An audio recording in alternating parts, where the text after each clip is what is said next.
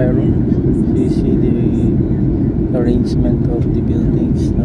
The streets. They seem to follow some form of design. Cairo is an old city, no? So they have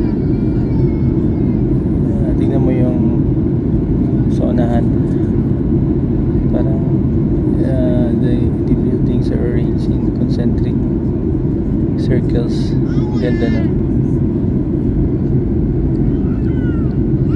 A lot of open spaces. Baka these are areas ng Cairo na medyo better planned because of expansion. Nice sa mga shapes. During to urban planning, no? Kita mo, very nice arrangement of buildings.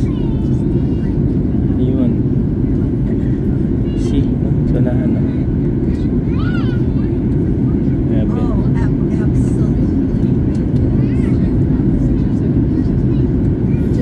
Cairo is a megapolis. It's a big city. I think in terms of population, abot ng mga 20 million to. Grabe settlement.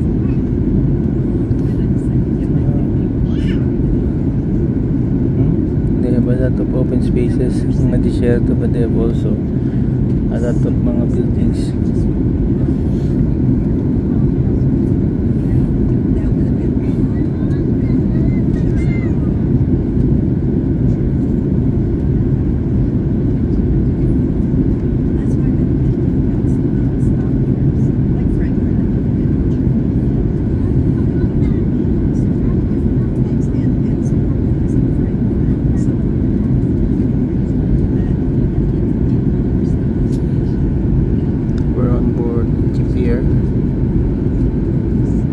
We left Amman an hour ago.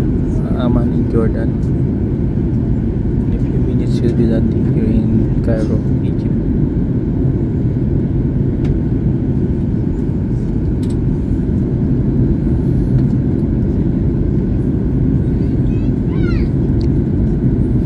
Dito mukhang arrange yung mga buildings na yung kanina, siguro dahil expansion areas ng Cairo. Very nice yung pag-arrange ng mga roads sa mga buildings.